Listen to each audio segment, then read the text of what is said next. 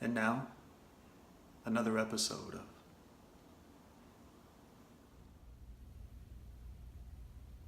Therapy Confessions. Daryl. Hey, how you doing? Hey, good to see you. Pleasure having you back in my office. Hey, have a seat. Yeah, I was just going over some of your notes from last week.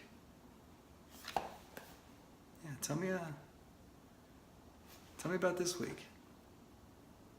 How are things? Dr. Neal, how are you? It's good to see you. But I have to admit it's been a bit of a rough week. And my brother Daryl got into some more trouble.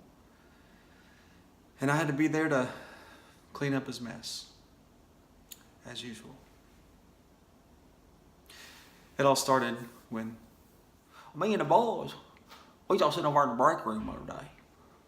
And I was educating them on the three things that I know best. Women, cars, sports. I don't know why he keeps going around telling people that he knows something about these three things. He knows nothing about women, about cars, or about sports. When I have people on the street, they come up to me and tell me, hey, your brother Daryl came up and wanted to educate me on these three topics. And we were confused the whole time that he was talking. Do you know how that makes me feel? How that makes me look? I'm his brother. It's embarrassing. I reckon I was about halfway through my peanut butter and jelly sandwich over. Lo and behold, Bossman come a walking through the corridor over. Good God Almighty, he looked mad.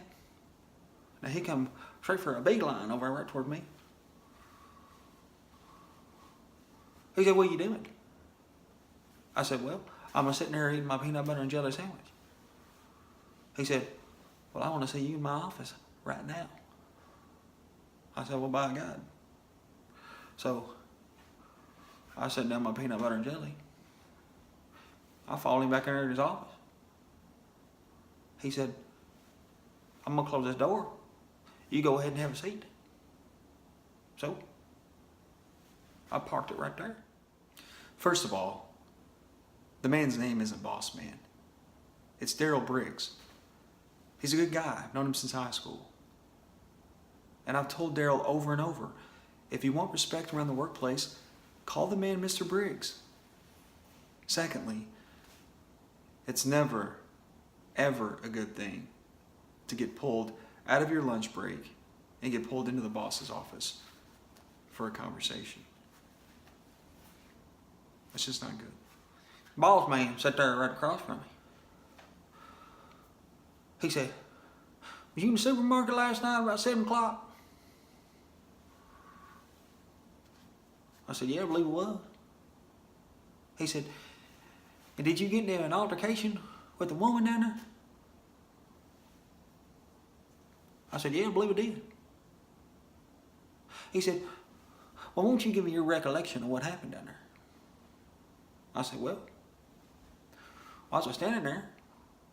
I waiting in line behind this big old woman, boy. She made about 6 or 7 me. Well, she left the line, go down the candy aisle. She come back, already had a cart full of everything in the supermarket. And then she dropped in a 6-pack of Snickers. I said, "Woman, I'm going to tell you something. You don't need that 6-pack of Snickers. I'm going to tell you that right now." She said, "Well, I don't think it's any of your business. What I get?" I said, "Well, by God, it's my business when you laid up in the hospital somewhere drawing a check and I'm paying for it." You can't walk up and say that to somebody. I've known Marissa Briggs. I've known her since middle school. She's a lovely woman. She's beautiful. She's a great girl. Just It just blows my mind. That's all. Bossman looked at me. He said, I want you to know that's my wife that you're talking to. I said, okay. He said, no, it ain't okay. He said, because she felt like you was insinuating that she was fat. I said, by God, I wasn't insinuating nothing. I said, I damn near told her that she was fat and she's bigger than all outside and didn't need none of them Snickers that she had in that cart. And that's a fact. Well, he gave me good talking to her, sent me home.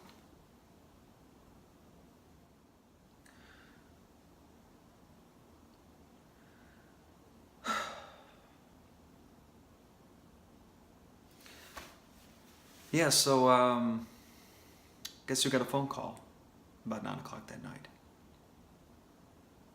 Yeah.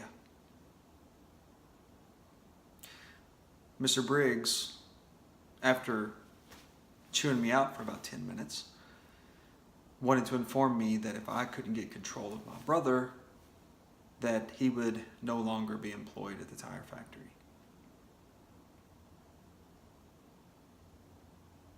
What can I say? I understood exactly where he was coming from. And I had to swallow my pride. I had to sit there and take it. Because Daryl can't keep his mouth shut. Just another pleasant experience in my daily, weekly, monthly, yearly life. And Daryl, how did that make you feel? How did it make me feel? It made me feel like I was a failure as an older brother. That's how it made me feel. Daryl, I want to thank you for coming in and sharing your story with me. But it looks like our time is up for this session.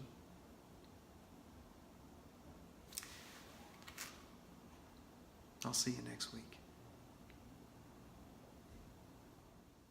Good God.